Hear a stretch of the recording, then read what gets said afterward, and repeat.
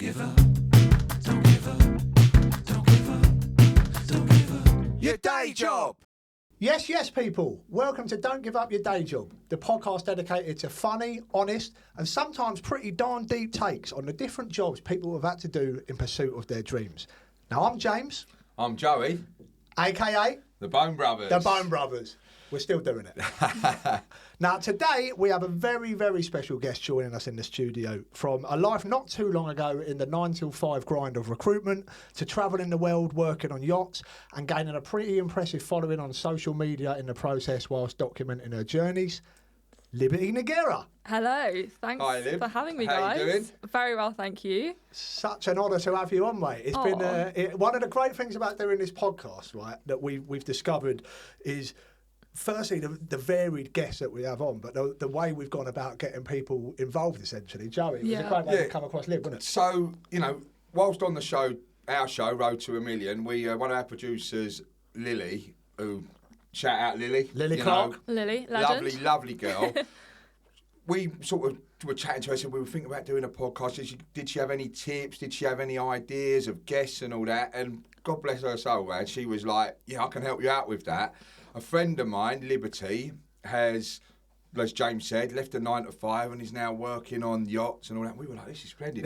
This is for the idea of don't give up your day job. I mean, that is literally perfect. from one extreme to the other. So, how are you, Lib? First and foremost, I'm really good, thank you. Pretty exciting vibes at the moment. Congrats on just passing your driving test, I believe. Thank you. Did it yesterday. Bit of a roller coaster. Round of applause there. Thank you. Well done. Well, that's it. I guess when you're on yachts so much as you have been, you don't necessarily need to drive as much. Yeah, I was like, I can drive a boat. I can't drive a car, but I've changed that now, so I can now do both. Become a cab driver now. Yeah, no, I'll just start driving a plane. I don't know what's going to be next. We'll see. Brilliant, mate. And so you're obviously back in the UK at the moment, and you were saying, which we'll get into, you're thinking about spending a bit more time on land. But where were you recent? What's like your most sort of recent trips been that you've been away for a while? So on the boat? Yeah. So last year we actually circumnavigated the globe pretty much on the super yacht that I worked on, which was just incredible. And I think our yacht was actually one of the most travelled yachts in the industry last year, which was incredible but also hectic. Yeah. We spent the summer in Asia. We had a few months there, across the Pacific. It was just amazing. Crazy. But we didn't really stay in one place for longer than a couple of days, so we were always on the move. And then after Asia, we came back through the Maldives, Suez Canal, Turkey, spent some time in Barcelona, had a really quick maintenance period, and then we were off again to Antarctica. Oh, mate, we're going to get on to the Antarctica. Yeah. I mean, we could, I feel like we could talk for 3 years about everywhere you've been and stuff. Yeah. Some of just places. the photos on your Insta and stuff, and the blog you do, just the wildlife and that you see. It's insane. Out of this world. Yeah. It's beautiful. I was going to say you can't put a price on that, but you obviously can because it costs a lot of money. but like those experiences that you've had through work, essentially, let's not beat around the bush. It's not as glamorous as anything looks like, as we've already found from speaking to there's a lot of hard work involved, and for sure. You're on sea a lot of the time. I guess you're homesick, you've got family, you're married, right? So all that kind of stuff. But to actually just go out and see the world, there's probably not many better ways to do it, right? Yeah, no, definitely. And that's essentially how kind of it all started. I wanted to go travelling, and then my dad said, try and find a job where you can travel and earn money. And I was like, surely that doesn't exist. And then, I just found the world of super yachts, and I was like, sweet, that it kind of does. Yeah. Brilliant, mate. So going back to the beginning, we had a good chat before you came on about your story. It kind of rung a few bells with my own journey. Yeah. Not that I've managed to jump on a super yacht just yet, but certainly coming out of uni, going into work in London because you just do, don't you? Yeah. You're not really sure. What was it like? What did you study at uni and from there sort of thing? So I studied business and marketing management, and uni was really fun. I'd say it was a good all-round course, but the main key takeaway from uni was basically a solid group of girl mates. There's 8 of us. Having a crack. Yeah, we're still best friends. And, learned a bit along the way, which actually the marketing side of it is kind of helping me right now. But, so graduated and then thought, what what's next? And everyone was moving to London, all the girls were moving to London, and so we got a house. I think there was like 6 or 7 of us in this house in Tooting. I was going to say Clapham, was it? I lived in Tooting. Yeah, the house was epic. But and then went to apply for a job. It was a graduate job, business to business sales within kind of all industries. Went to an assessment day, and at the end of the assessment day, one of the sales directors pulled me over and said, would you actually like to work for us? And then ended up working for that company for 3 or 4 years. And sorry, was that once you'd graduated from uni? Was that one of those careers? Okay, gotcha. Yeah, so just graduated straight into London, straight into a graduate job. I was essentially speaking to graduates all day, trying to get them into business to business sales jobs. Pretty hectic. You had kind of Tuesdays was our cold calling day. Had to make like 300 calls a day. I was really lucky with the people that I worked with though. Made some really great mates, and yeah, it was a good time. But progressed, became an account manager, kind of managing the client side of it.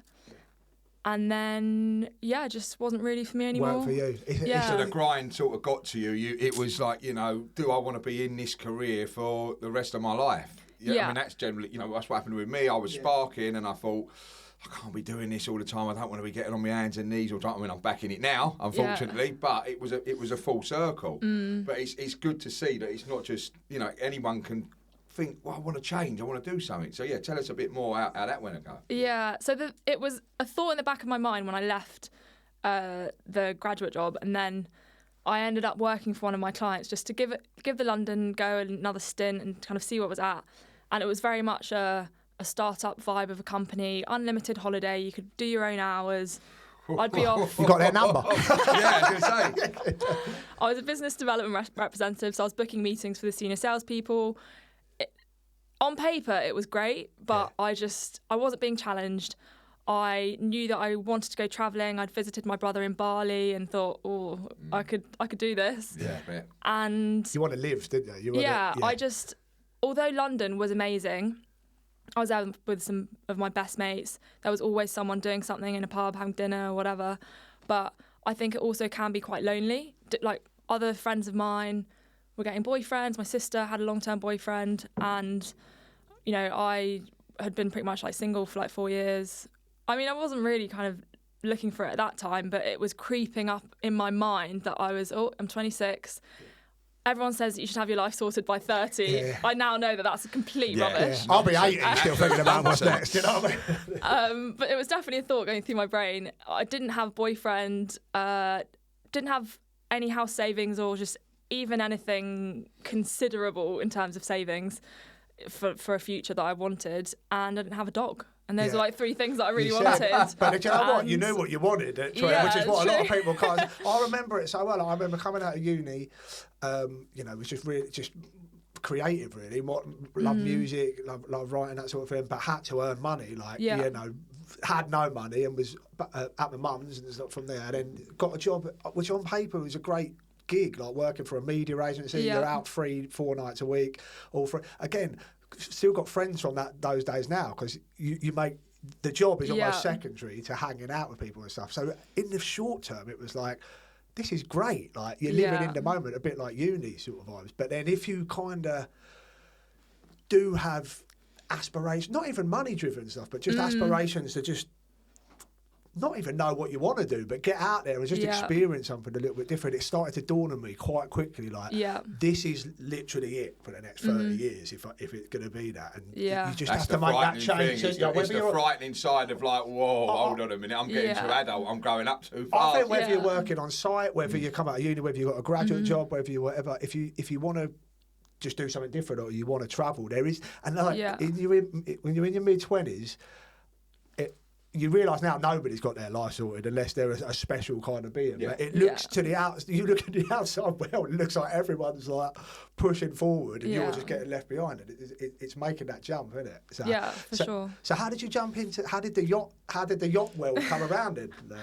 So one of my friends, she is a chef, and she was doing a stint as a chef on a super yacht. And I just come back from Bali. I knew that I didn't want to renew my house rent that was coming up in September, so I was talking to her about it, and she said, mate, go and work on a yacht, you could do it for a year, come back. And so I said to all of my mates in London, going to do it for a year, and then it just was way longer. Great. But I was still working when I did. You have to do a few courses. So I did the STCW. It's like a safety training week. I did that while I was still in my old job, and then just got qualified and ready to go. Did you do that in London, or were you doing that? I did it in Warsash and Southampton. So yeah, not far. And is it a bit like Below Deck when you first went I was out waiting there? for this question. How many times you heard that It's one? got to be, though, isn't it? I'm actually really grateful for Below Deck because it gives people more of an insight into what we do. But people also have to just remember it is a reality TV show. Yeah. Like everything's just exaggerated. But There's no way staff could be acting like that on a yacht on a regular basis. You can't tell us if they are anyway. You've got to remain professional at all times. No, I mean, the calibre of guests that they get on Below Deck is not the calibre of charter guests you get. Yeah, and of also course. they're on for 3 or 4 days. You normally charter a yacht for at least a week, 2 weeks or a month, and they get a discount on the price of chartering it for 3 or 4 days. So it's just a different world of people. World, yeah, gotcha. And the people that normally do charter yachts they just don't want to be seen, don't want to be heard. They just want to be They're successful hidden. enough that they don't need a camera. Exactly. Brilliant. So that journey, you mentioned it when we had our sort of intro chat before the podcast, and it sounded fascinating. Like, was it Antibes or something that you had to go over to get your first gig, essentially?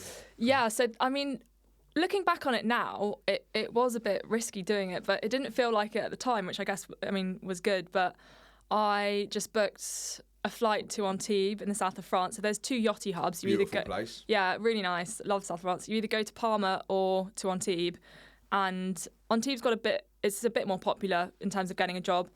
So classic dad again was like, why are you flying there without a job? And I'm like, well, it kind of, you have to get day work. And so I put a post on Facebook, and I just said, when Facebook was a thing years ago, I just said, who do I know in the yachting world? I put it as public, got all of my mates to share it. And then, it worked out that a friend of a friend of a friend worked on a super yacht. She was a chief officer and hooked me up, and she gave me 3 days of day work. So it's essentially work experience when yachts have a big event coming up, or they've got back-to-back charters. They just need an extra spare pair of hands to help with anything, really. So I went on, for 3 days, and I stayed in a crew house. So it's essentially like a yachty hostel, and you just have a bunch of yachties sharing dorms. It's also helpful for jobs and stuff. Right. Really fun way to socialise and just meet people. I bet there's the right crack goes on there. That's an extension of uni, or something. Like, literally, yeah. Work hard, play hard, sort of thing. Yeah, people do get swept up in it, where they'll do the work, they'll do the day work, get paid cash in hand, and then they just stay there for like the whole season. And next thing he's 62 years old. Walking around that team with a beard down there. Fair enough. But I met a girl actually in that crew house, and she had just been offered a job full-time, and she said, look, I'm meant to be flying to Turkey tomorrow, but I've got a full-time job. Any chance they're looking for a female decky, like, tomorrow, can you fly? Are you interested? This was the last day of my 3-day day work. I was just like, yeah, sure, I'll go for it. For a reason. And looking back on it now, it sounds sketchy, but spoke to the captain that evening. I was actually in a bar. I was like, hello, like trying for him not to hear me. Yeah. He's like, can you fly tomorrow? I said, yeah, sure. And the yachting industry is so small that, funnily enough, that captain was actually friends with a friend of a friend's dad who is a captain. So I knew that he wasn't it wasn't. You could trust him. Yeah, so, for sure. So I did that for 2 weeks. It was amazing. And my first kind of taste of yachting, I was actually quite lucky in the fact that, so my role is I work on deck, so it's a male-dominated role. Yeah. And so my first taster was with a female chief officer.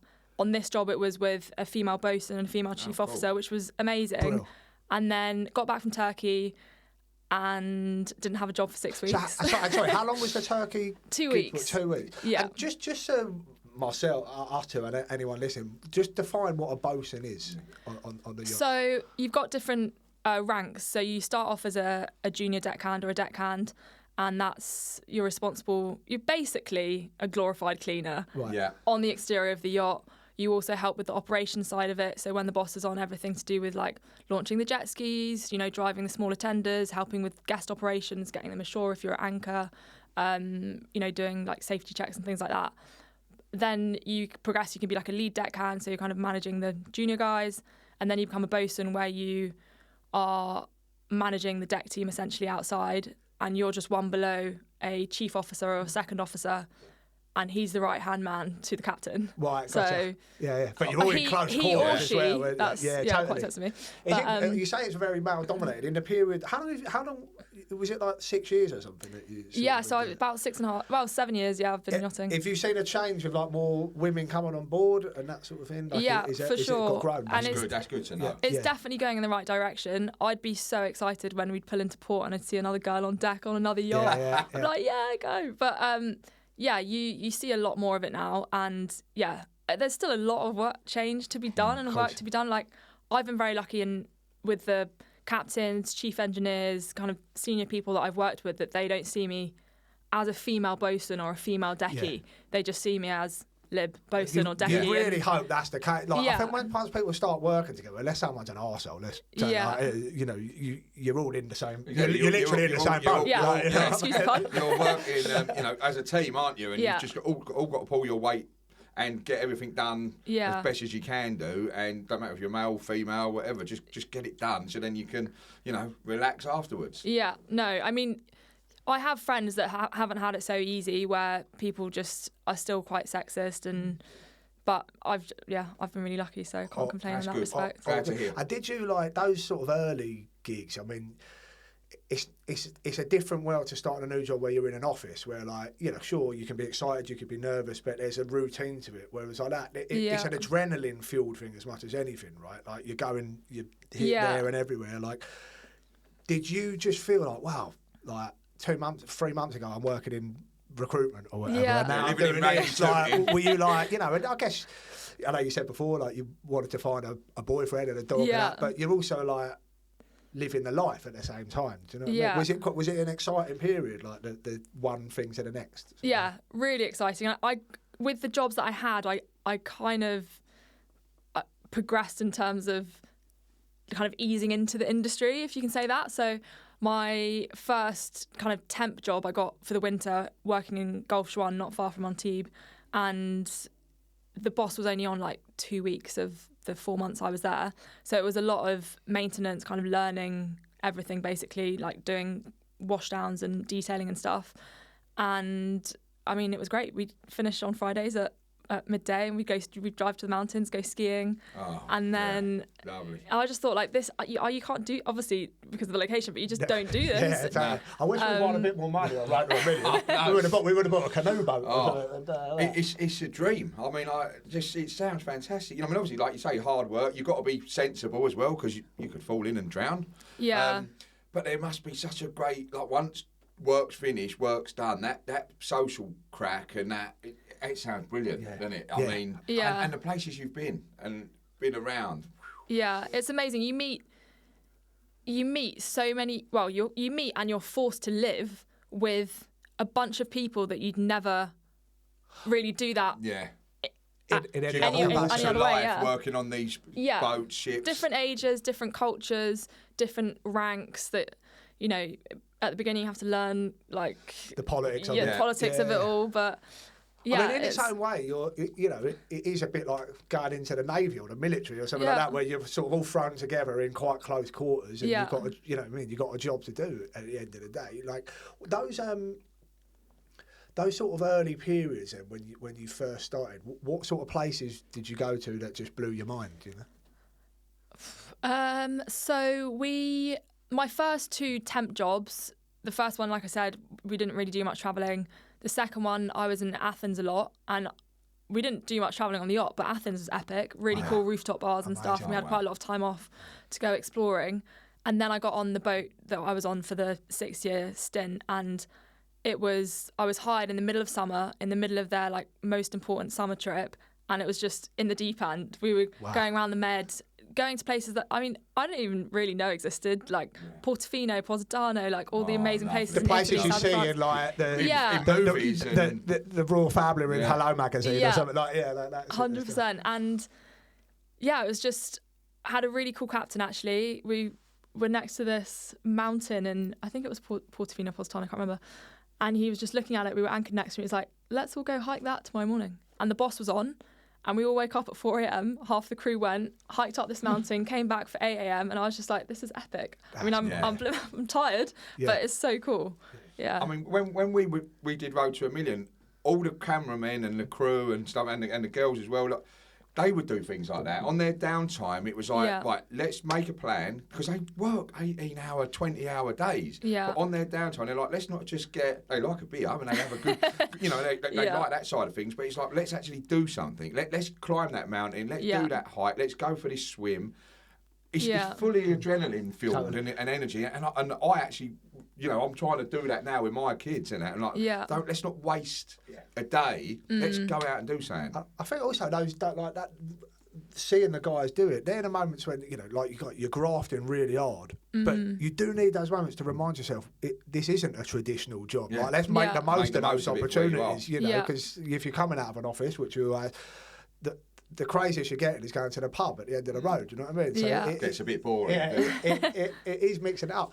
Without, obviously, you can't go into too much detail, but like you said, you had the chartered boat for 6 years, and that's like you're going from working different jobs, blah blah blah, and that's with like a family or someone that owns the boat essentially, and they keep you on because they want that relationship, I guess, that loyalty. So they. So yeah, it's a private yacht. You do get some boats that do charter or private and charter, but this is just fully private, owned by an American family. And yeah, the kids would just come on for pretty much all of the school holidays throughout the year. What a life. And what a life. Yeah, just make the most of it. Remember? 100%, definitely. £2 behind it. Obviously, you're doing a lot with your crew. Like you take a bit of time out and go and climb the mountain. Do you have any like relationship with the family, or is it very much like work and these guys are here to relax? Like, not really. I mean, so I was originally hired as a female deckhand, more of like a safety thing within the water sports, looking after the youngest daughter. Yeah, great. So it was great for me. They would just say, Lib, we'd get all these inflatables out on the back of the boat, and I'd just have to play with her for like 2 hours of the afternoon. I'm like, this is the best job ever. In the mess, getting paid. Yeah, do you know what? I'm picturing myself. Is this real? You're in a loft somewhere doing. Mate. Yeah, no, but the main guest, he said to me quite early on when I started, he said, look, treat my children as they were your brother or sister. Feel free to discipline them and as you would, which I think is important. So if anyone's like, let's go jet skiing, I want to do this, I was like, please can we go jet skiing? Come on, let's go. But so also great that the parents give you that kind of responsibility, and with that there's a kind of mutual respect along the way, right? Definitely. But I mean, it is also just like a thin line. You don't want to. They also just want to chill and do their own thing. So I was kind of just only like only speak if you're spoken to kind of vibe. Yeah. So that's the way you've got to be, because obviously you get other people that get fit that all of a sudden they're best friends or something like that, and it becomes a whole different kind of gig, doesn't it? Like incredible stuff. So just talk about some of those. Obviously, as you're getting more into it, like, have you had? Like, obviously, that's still like there must have been some scary times when you're at sea. Has there been anything that's like, have you been caught in like storms or sharks around or anything like that? Yeah, so storms, because last year we didn't really. Normally, when you're on a yacht, you have the luxury of choosing a weather window, and you look at the different cold fronts coming through, and you're like, right, that's our time to go. We didn't really have that, so I'm pretty sure. Like, it feels like half the time we were at sea, the sea was like just rubbish. Yeah. And we can take some big waves. We're a 55-metre, 180-foot yacht.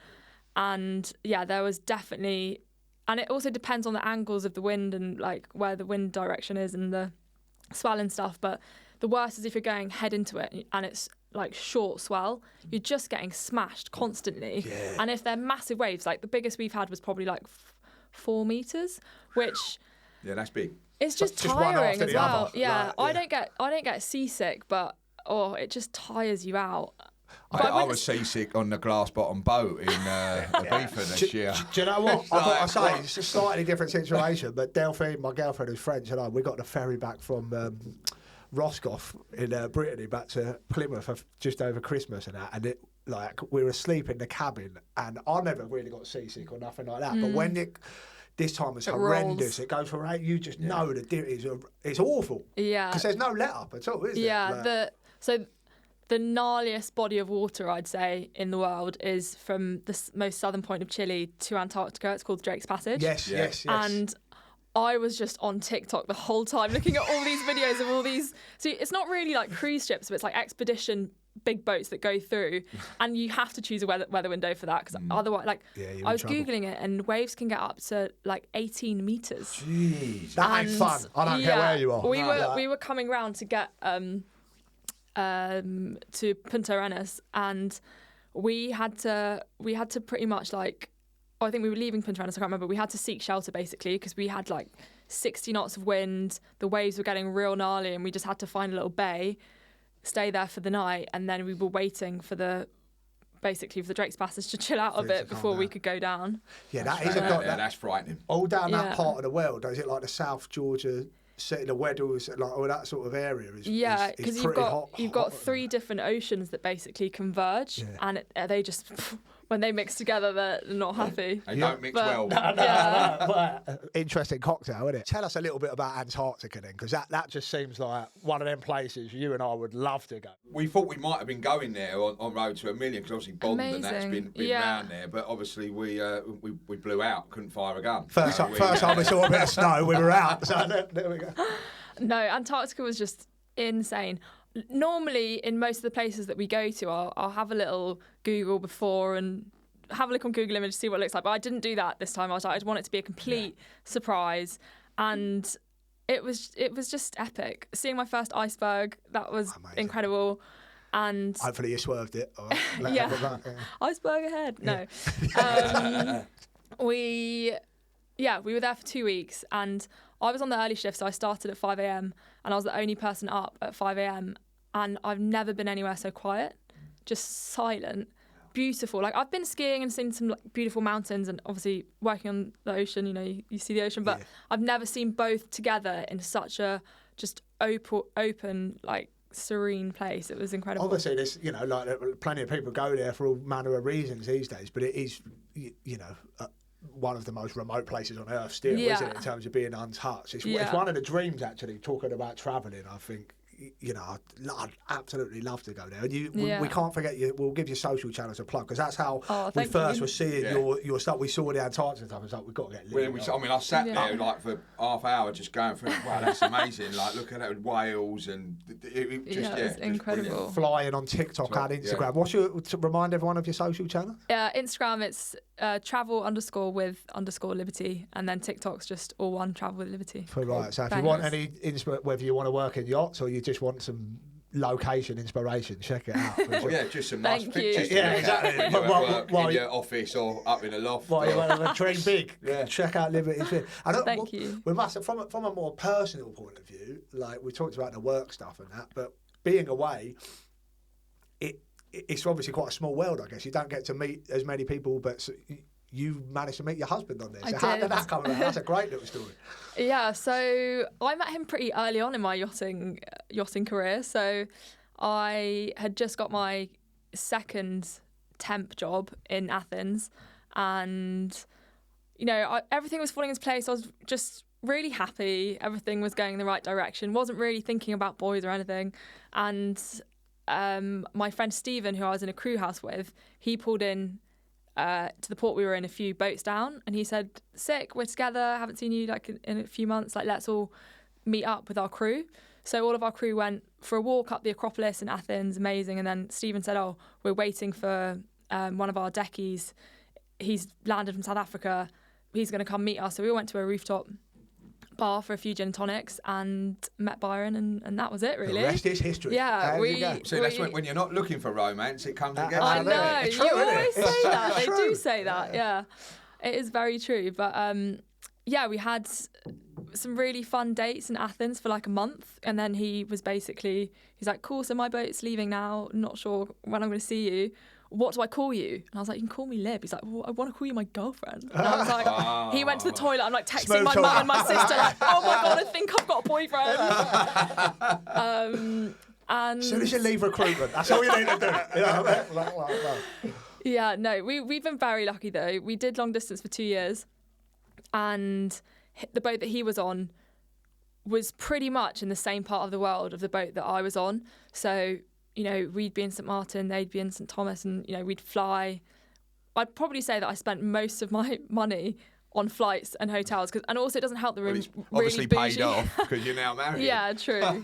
We're stuck, obviously spoilt in these bougie places. But no, we were super lucky. We didn't really go longer than like 2 months without seeing each other. Cool. And then we were both on a 3-1 rotation. So we'd work 3 months, get 1 month off. I think we even managed to sync our holidays up at one point. So Great. And, Yeah. and then with like, what qualifies as home during that period? Like Byron's South African, is he? Yeah. And obviously your father's Portuguese, you're Yeah. English. So what qualifies at home when you do have time off? Would you be like, would he come to the UK? Would it be vice versa? At the beginning, we were very much in like our honeymoon phase. So we'd spent on holiday for Go a month. anywhere. So yeah, Yeah. I think our first holiday together was in Mexico. Went to Tulum, but then yeah, a bit of both. It sounds kind of ungrateful, but like when you say I've got a month off, everyone's like, oh my God, epic. But actually, when you've got to fly home to Portugal, like change your suit, get some stuff, and then you have to fly to South Africa, and then you've got to do that. You don't actually have that much time to do a lot of stuff. Living out of a suitcase a bit, right? Yeah. So yeah, I'd say it was just a good mix of holidays and just trying to make it all happen. Happy days, Yeah. man. And is he still on the yachts now? Yeah, he's just got a new job actually. He's his boat's in Florida. So lovely. yeah. That's quite an interesting one because which is pivotal to this kind of podcast theme of people changing tact as they go. You've kind of lived the yacht life for a few years, and you're at a period now where you're thinking about where you want to take your next career change, right? Yeah. So yachting has been incredible. As I said, I thought I was going to do it for a year. It's now been 6.5, 7. And in the role that I have, you know, you're very much told, right, you become a decky, you then get, you know, you do your courses, you get your yacht master, you get promoted, and then, you know, next step, you become a chief officer. Yeah. After that, you become a captain. And I think what I was exposed to is it was kind of like, that is the only direction that you should be heading. And so I got to the point that I became a bosun, started doing the modules to become a chief officer, and actually I was doing it at the exactly same time as my husband, so we were doing a lot of the courses together. And then I just turned to him and I said, do you actually want to become a chief officer? And he said, no. He said, do you? I said, no, not really. Like, what are we doing? Yeah. I mean, it was beneficial, the courses that we did. They helped us in the roles that we had at that time.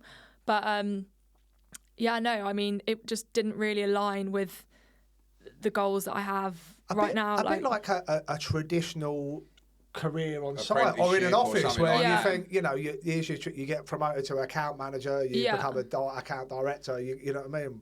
The industry's the same, aren't they? Yeah. You work your way up the ladder the hierarchy. to a point. Of, and then you go, actually, this ain't what I want to do, but maybe I can find another route through what I have learned. Yeah, I definitely did that, and I'm very grateful to the captains that I had along the way. The yacht that I worked on has an Instagram, it's not active at the moment, but I just started doing the Instagram for the yacht, and I was doing it for free for a couple of months. Then a couple of the videos and stuff that I posted went viral, and I was actually on holiday, and my captain, he called me, he was like, I want to talk to you. And I said, I was Here we finding the go. guts to just ask this. I said, well, I actually want to talk to you about some remuneration for my social media efforts. And he said, Liv, that's the exact reason why I'm talking to you right now. Like, I'm going to give you a little bit of like a social media kind of salary on the side to. So I did that a lot of the time. Doing that kind of progressed to buying a drone, doing a lot of drone pilot stuff, getting some like cool footage of the yachts, mainly like for my own Instagram, but also for the yacht's Instagram. And so I just kind of taught myself all of that, like learning about social media, like flying a drone. Well. Yeah, and I'll be honest with you, I mean, that's like been a pattern for a lot of our guests where do you know what? They've taken stuff off their own back and taught themselves and worked their way, and that's how they've progressed their career. And, you know, it goes to show that you don't always have to go to uni, college. You know, you can learn on the job and 100%. gain experience, and you know what? You can become best in the field, you know? Yeah. I think it's also what's helped me in yachting is also just having having hobbies that are actually also beneficial to making me more hireable That you can monetise as a yacht as well. crew. Yeah, So of course. drone pilot, I was learning to, well, I am still learning to kite surf, free dive, scuba dive, and all that I'm really interested in, but it also just looks great on my CV. Yeah, of course it does. And I think like I talk to my mates and I'm like, cool, so like, what hobbies do you have? And I think people just lack having hobbies or just something that they're everyone's interested. stuck behind that screen. Yeah. Literally, that's a common theme that we're talking about as well. It's like you've got to have that. That's what makes life fun at the end of the day. And even if everyone's got it in them, it's just whether it's just finding those things to make time for whatever. If you have a passion or if you've got something that you're interested, just explore it a little bit. Yeah, I think I've got too many now, and I'm not actually doing any of Lock them. it Like, down, yeah. Now I just don't go to work. I just do hobbies every day. Oh, that's the dream. So are you stepping away from the yachts then? Yes. So I'm stepping away with my toe dipped in the yachting industry. I get a lot of questions on TikTok, Instagram, just asking how do I get into yachting, or people that are struggling to find a job. And I just thought, I replied to them. I just thought, how can I make money from this? So also with my recruitment background, I just thought I can use that and my yachting knowledge to create an online course. So I'm in the early days of creating that, and hopefully, I have no idea when it's going to be launched, but but you got it in mind. You got to focus, and brilliant. Well, that sounds amazing. That's really good. I mean, it is going to be a bit of a gamble, I suppose, to a point, but. Listen, you've got the experience, you've got the know-how, so I reckon you're going to smash that. You've smashed everything Thank else so you. far. Oh, that's kind. I guess it ain't like anything. It's a bit of a gamble, but at the end of the day, it's not like me writing a course to tell people how to get the yacht, is it? Like you know what you're doing, and it is a niche field. Like there are going to be people that literally Google how do I get into yachting, and that's going to be helpful for you. And are you still going to be doing like the social media stuff for people? Is that a plan going forward? Yeah. So the goal is to get the course up and running, have that hopefully doing its thing with minimal time from me, and then what I actually enjoy more and will enjoy more is the social media side of things. So freelance like content creation and social media marketing in yachting, but also just open to other industries. And on that note, if anyone listening to this that needs help, should they just drop you a note on Instagram or something like that? Slide into my DMs. I'll be happy to have a chat. Thank you. It's been officially said. Yeah. Wait till you get asked to do that. Anyone listening, just brilliant. Liv, it's been really lovely to speak to you. Like one of the great things about doing the pod already is the varied guests that we've had. And a few weeks ago, we never would have thought that we'd be speaking to someone like yourself who's just been gallivanting around the world living all these mad experiences. So it's really cool that you come down, man. Really appreciate it. Obviously, listen, the experiences you've had are they like a show all in their own? But we ask everyone, because we were on Road to a Million, and I picked James as a partner. Yeah. Like, who would you take on Road to a Million? Who would you try and win £1 million with? That is a really good question. Make sure you come up with the right answer on this one. I'd actually take my husband. Oh, brownie points again. Yeah, he's the one that like pushes me to do cool stuff. Like he's taught me to free dive, scuba dive, kite surf. So he's a bit of an adventure guy. So I was going to say, it does sound like you've both got a spirit for adventure within you. So that's cool. Well, brilliant. So just remind everyone of your social channels again. Sorry. Yeah. So Instagram, it's travel_with_liberty, and TikTok, it's all one travel with liberty. Brilliant. Well, get in touch, anybody. And Liberty, it's been great to speak to you. Thanks, guys, so thanks much. Thanks for coming in, Lib. Thank you very much. Lovely. Cheers. Don't give up your day job, guys. Don't give up your day job. See you next time round. Don't give up. Don't give up. Don't give up. Don't give up. Your day job.